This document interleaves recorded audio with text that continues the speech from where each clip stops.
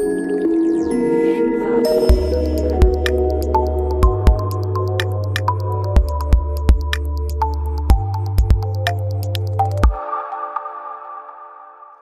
everyone, I'm Mukul. I'm an engineering manager here at Cloudera, and today I'll be talking about how did we test a distributed file system which we developed. So let's start with some intro. So I'm Mukul and I am a Apache PMC member and a committer for Apache Hadoop, Apache Ozone and Apache Ratus projects. Apache Hadoop, as we all know, is a distributed file system. Ozone is this new file system and object store which we are developing. And Ratis is a distributed consensus protocol. And Ratis was something which was developed because of a need of a consensus protocol for Ozone. Uh, Apart from my work here at Cloudera, I am one of the initial members of Ozone project, and I've been involved in the Ozone project for last 4 years. I've also worked with traditional storage companies, or I mean, NAS or SAN kind of storage, with companies like NetApp and Nimble Storage earlier. So let's start with what distributed file systems are about. So we all know that traditionally the file systems which were developed were all single nodes, and some of the advantages of that was they were easier to develop. I mean, file systems are always complex because as we add features to them, they become more complex. But they are easier to develop than single multi-node file systems, and they scale vertically, right? So you can add more capacity on the node or add more RAM, and the file system would keep on scaling vertically. However, there are multiple cons, right? And that's the reason we are now slowly moving to distributed file systems. So there is a single point of failure or hotspot. So I mean, one of the argument here can be that there is always this thing called HA or highly availability, because of which you can have an active active or an active passive failover. However, we would still have this problem of hotspot, where if one of the nodes was heavily utilized, then even after a failover, it would continue to be heavily utilized, because that is a property of the amount of data which is located on that particular node. Also, this cluster does not scale horizontally, so you cannot add more nodes, and the number of IO bandwidth would increase, or the total storage capacity can increase. So what are distributed file systems? So distributed file systems, I mean, as it says, it scales horizontally.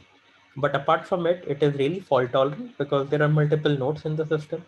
So if one of the nodes fails, another node can take up the responsibility of that node, and it makes the system fault tolerant. Um, it can also provide more parallel IOs because each of the individual storage nodes is can provide all the storage functionality on its own. So there are more parallel IOs because there are more parallel nodes on which IOs can happen. And then yeah, there is increasing capacity, and uh, load capacity is also easier. Also, one of the general models which is used in distributed file systems is to have separate meta and data path, and this helps in scaling the data and the metadata path irrespective of each other. But I mean, one of what we have learned from our experience while developing Ozone is that I mean, it is very difficult to validate and develop and test a file system, a distributed file system. Also, I mean, most of the time we developers write all the code for happy paths, and most of the complex error paths are ignored. And we figured out that we wanted to develop a strategy on how do we want to test a distributed file system like Ozone. So now let's look into the kind of testing which happens in there. So we all know about unit testing. Unit testing is normally something which is written along with the code, source code, and it is written in the language of the implementation of the actual, I mean, the file system. So for something like Ozone, because it is developed in Java, our unit tests are in Java. But I mean, that's the language is not really the requirement. It can be in any other language too. But They are testing small functionalities of the code. Functional testing is where we test a particular function of the whole file system. So you can have things like dedupe, compression. GDPR is something which is like a new feature. So these testings are really focused on a particular feature. Integration testing tests the file system along with the other components which are how with which it is used. A storage system is not never used on its own. It is used along with a database or a query engine or something else, right? So that's what the integration testing does. Longevity testing is used to test how the system would behave when a cluster is running for a significantly larger period of time. So we use this to test the system running for a significant period of time, and we run mission critical workload on top of our clusters. Stress testing is when you stress the system by adding more load or by I mean causing any kind of stress onto the file system.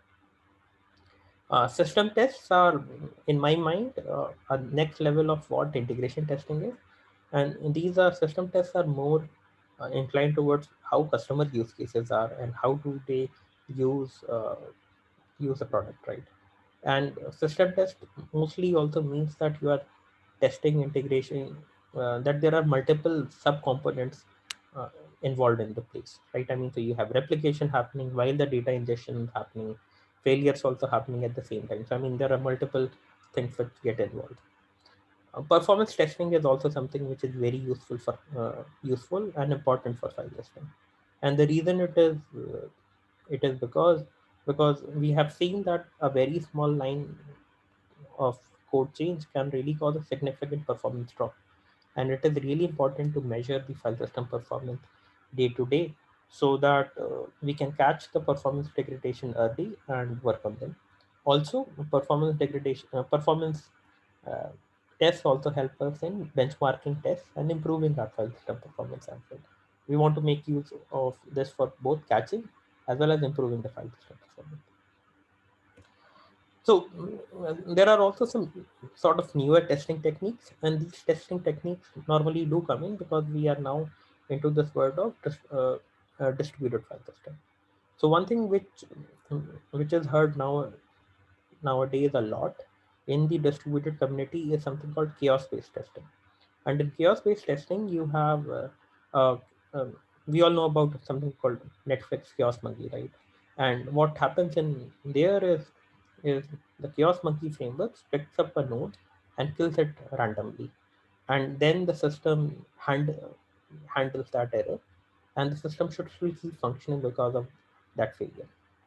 Node isolation testing is another piece of testing, and this is really used to identify how the system would behave if one of the nodes is isolated from another node. And this becomes really important for consensus protocols because consensus protocol normally works on majority of nodes being there.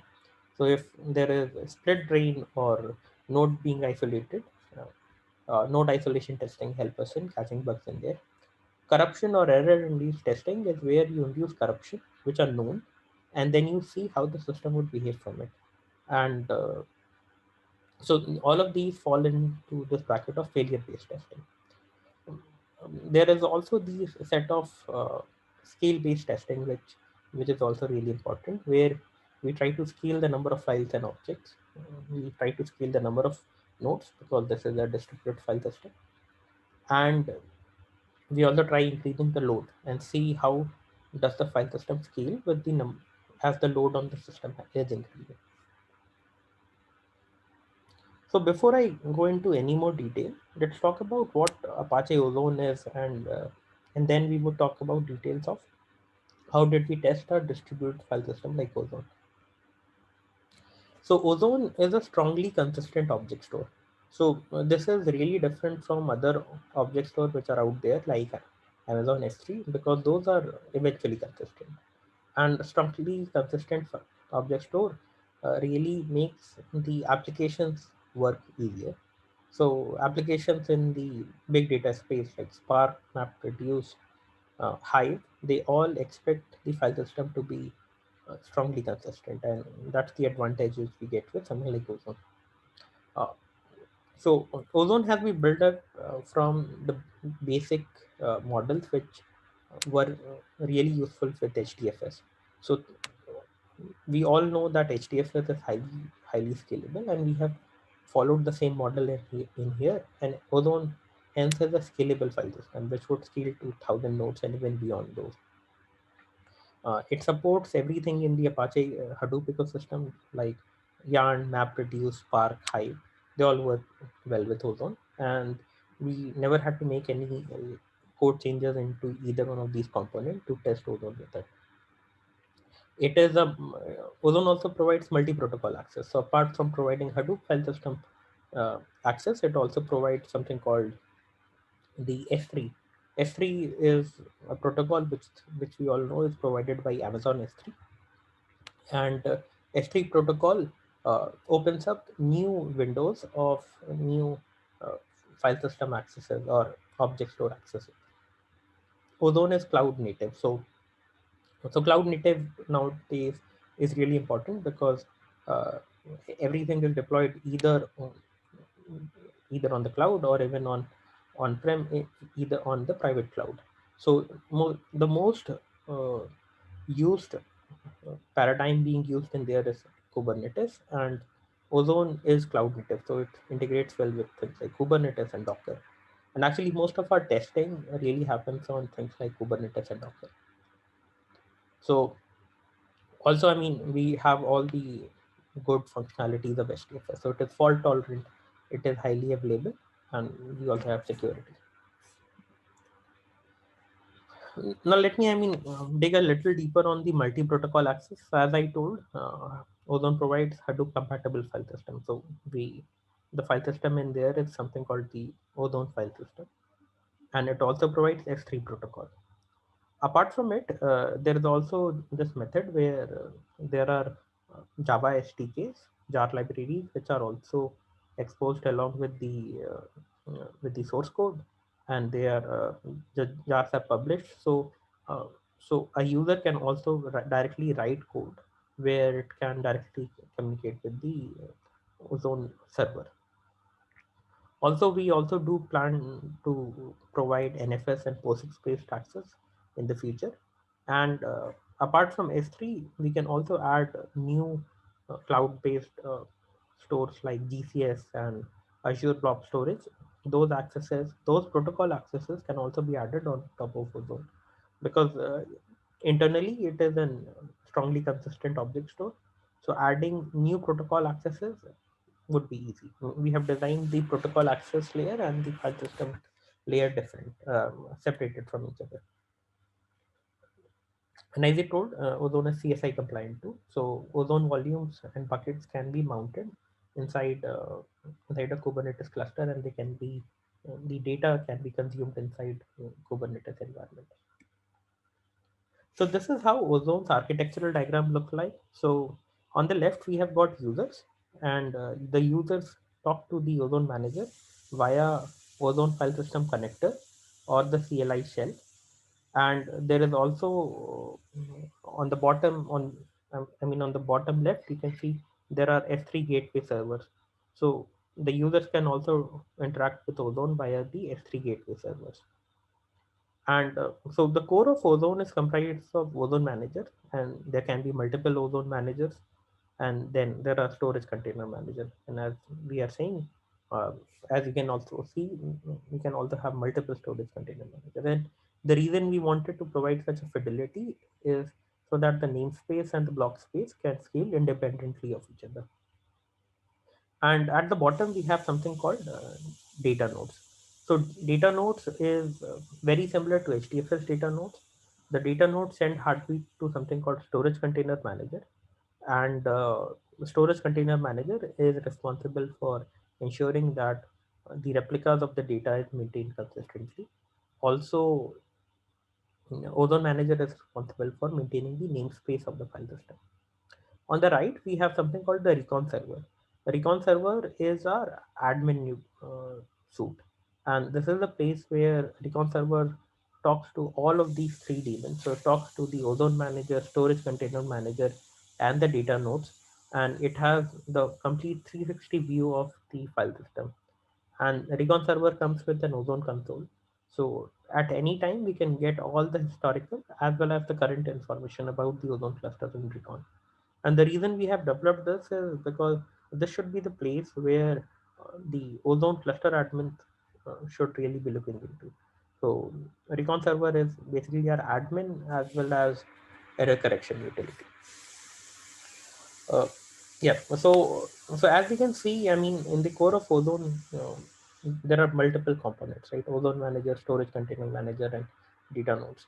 And this really makes the system really complex because there are multiple data nodes, and each of the data nodes can really fail at any time. The Storage Container Manager and Ozone Manager nodes are laid out in a highly available manner. So so even one of the ozone manager nodes can fail at any time, and the other ozone manager takes over the responsibility of that node and continues the work. So, so now let's quickly talk about how does the read and the write pattern for ozone looks like. Okay, so when a user wants to write a key inside ozone, it starts from the client. So on the client, it does a request for something called a put key. A put key is basically a request for to create a file and then to write data to it. So the client requests a put key. The put key goes to the ozone manager. The ozone manager, as we have seen, is the namespace layer. So the ozone manager takes the request, performs some validation. Things like, okay, is this file already there or not? Otherwise, if this file is not there, it would now request for blocks from the block manager, which is basically a storage container manager. So ozone manager would send request for things like allocate block to SCA. Now, when the client has to write data, it would take now the client would really get something like an output stream, and now the client can start streaming data to the data nodes. And the data which is being written to the data nodes, it is written as chunks, and also, I mean, along with the chunk data, we also update the metadata of the block. And at the end of writing the data, the client commits the key inside the ozone manager. So, I mean, yeah. Um, all the components gets involved in the read and the write path, right? So you have ozone manager, SCM, and the data nodes. So in our code, we handle all the cases where, let's say, one of the ozone manager fails or the storage container manager fails. Those are handled into the system. Something which makes the code really tricky is the use tricky, or I mean more complex, is the use of Raft protocol for the data replication. So we also handle cases where one or multiple nodes are lost while the data is being written into the system. So the client handles all of these kinds of errors, and it provides fault tolerance, and the client still keeps on writing the data to the other available nodes in the system. And at the end of when the whole file has been written, we commit the data inside the ozone manager. Let's quickly look into how ozone would read a key.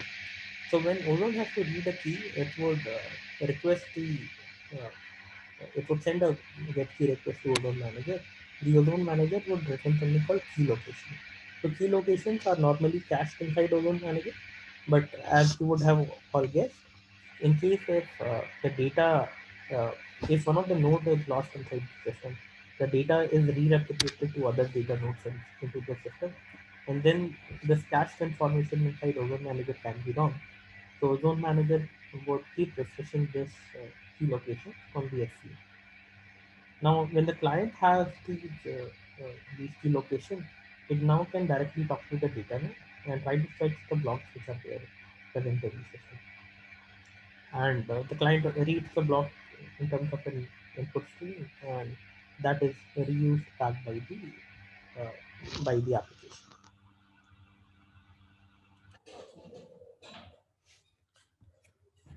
Now let's talk about how do we test Apache Ozone, which is a distributed object store. So in Ozone, we have Java unit test uh, based test. We all know about unit testing. Unit testing is normally meant to test really small functionalities or small functions of the code. Unit tests are normally written in the same language as the im- as in which the file system is implemented.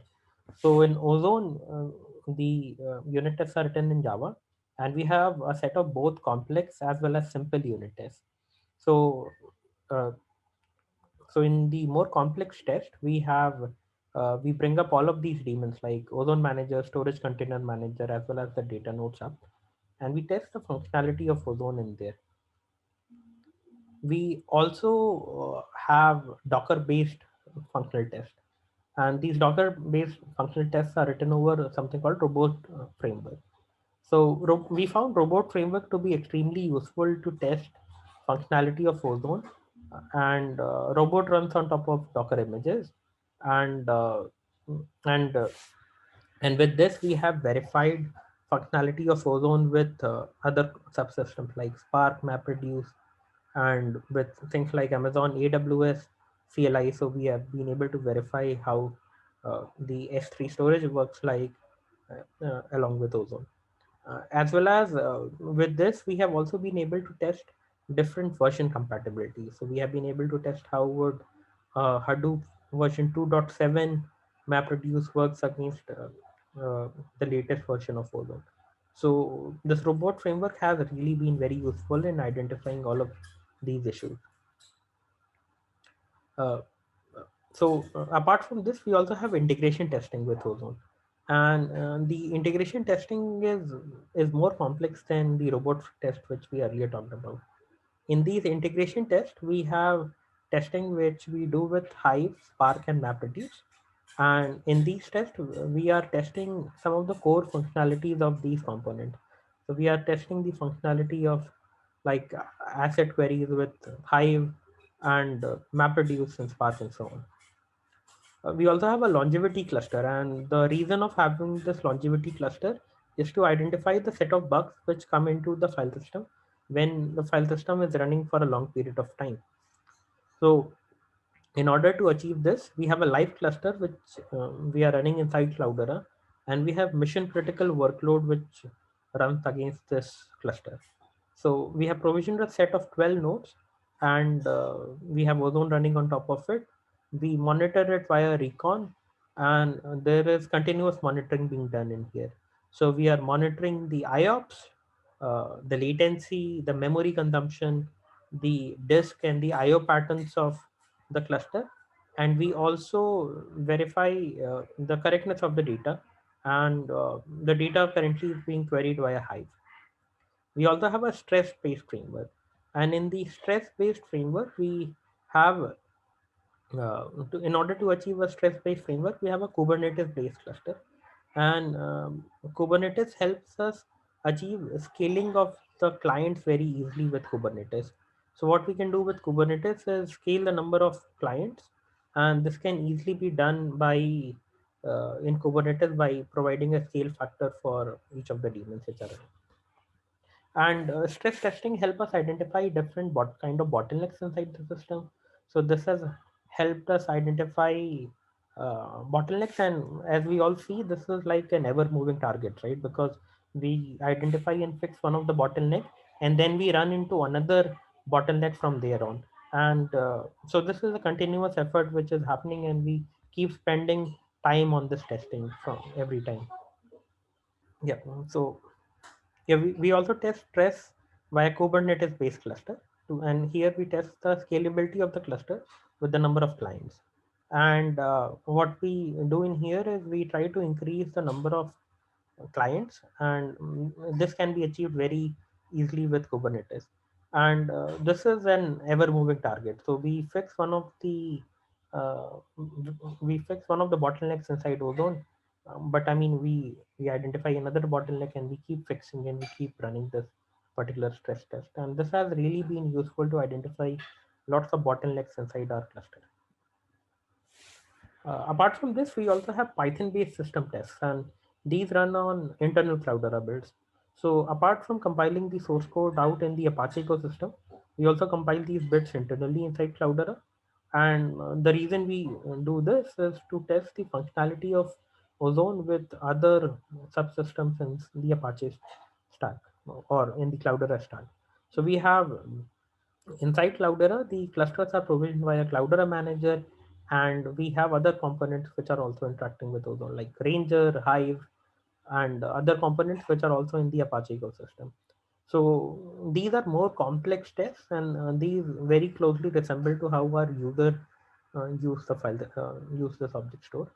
So we have ranger policies which prevents accesses to the file system, and at the same time we have data ingestion which is happening via Hive or Spark or MapReduce at the same time. We also have nightly performance test in here. So what we do in these nightly performance tests is that we these nightly performance tests run every night, as the name says, and then we test or see whether our performance has degraded on a nightly basis or not. And this has really been useful for us to identify uh, the cases where our performance has degraded. And earlier, when we never had a performance test benchmark, we it took us a really long time to identify our performance has degraded and to go back and fix it. Now, apart from this nightly performance suite is also useful to test cases when we have improved the performance of our file system. So every time we improve the performance of our file system, we run it against this nightly performance test suite, and we check if our file system performance has improved along with this. Apart from all the uh, I mean all the other pieces of testing which we have, which I just talked about, we also do failure based testing, and we have a large umbrella of failure based testing. So the first one of this is chaos based testing, and this is very similar to Netflix's Chaos Monkey. And what we do in these chaos based testing is we have Java unit test based chaos test, and what we do in here is we set up a cluster where we set up all of these daemons like ozone manager, storage container manager, data nodes, recon. All of these daemons are set up, and then we have this thread which randomly kills and restarts these data nodes and daemons at different times. And at the same time, while doing this, we are performing different kind of IOPS. So we are performing read, write, and deletes, and we check the integrity of the data, and we also check how the system is behaving when any of these components fail inside the system. We also have Docker based test, and our Docker images are created after every build. And so the reason of having these Docker images is for two reasons. So we make use of this to run our robot test, which we just talked about. We also make use of this to test our integration with Hive, Spark, and MapReduce. We also want to make use of these Docker images to test the functionality of Ozone in a Docker-based chaos environment. And in here, we want to set up a Docker-based Kubernetes cluster and test the functionality of Ozone when any of these components fail inside the cluster. So we talked about node isolation testing earlier. So how do we achieve that inside Ozone? So inside Ozone, we have something called the blockade framework. And what we do inside the blockade framework is we can achieve node isolation. And the way we do this is by using blockade, which is an open source Docker library, which is written in Python. And using this, we can partition one of the Docker container from other Docker containers. And we have been using this to for testing the correctness of our data consensus protocol, which is called as RATIS, as well as checking the actual data consistency at the same time. So apart from this, both of these testing, chaos and blockade, are more focused on testing the failure of a particular node. However, we also felt that we needed a per node failure testing. So we wanted to test how would we work if we have higher path exceptions. And this can really be achieved by, we have been able to achieve that by using uh, this error inducing layer which we have developed, and this is done by developing a fuse based file system layer. And so in this fuse file system layer, we develop a middleware fuse file system layer, and we can induce corruptions and bit flips and delays in this middleware file system layer. Apart from this, we also do lots of scale testing, and what we do in here is we try to increase the uh, number of objects and files which we have on Ozone. We have already verified Ozone with 1 billion files, and at this time, this goes well beyond the scalability limits where HDFS was at, and we are right now reaching close to 2 billion objects inside on Ozone.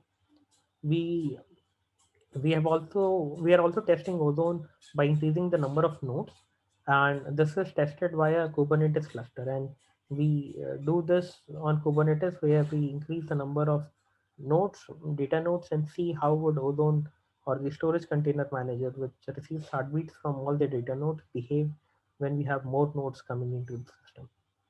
We also do capacity based scale testing. So in here we are currently testing with 400 TB per node nodes. So we are testing with data nodes with capacity of 400 terabytes, and HDFS was earlier developed for 100 terabyte nodes. And we plan to test with 1 petabyte data nodes capacity going ahead. So that's all I had got for what I wanted to share about how did we test about Ozone. Before I end, I just quickly wanted to call out that Ozone is GA generally available now. So we recently released the GA bits of Ozone on Apache as well as inside Cloudera, and Ozone is secure, highly available. So please go ahead, try it out. We are available on Slack or also in the side the Apache community. So if there are any questions, please reach us out there, and we have strong community participation, and we are looking forward for more participation in the community. So if somebody likes this project, please contact us, and we'll be really be happy to take this further. So if there are any questions, please reach out to me at mukul@apache.org, as well as for any other questions around Ozone, or if somebody wants to contribute to Ozone, please reach out at dev@apache.org. Thanks, and have a good day, everyone. Thank you for your time.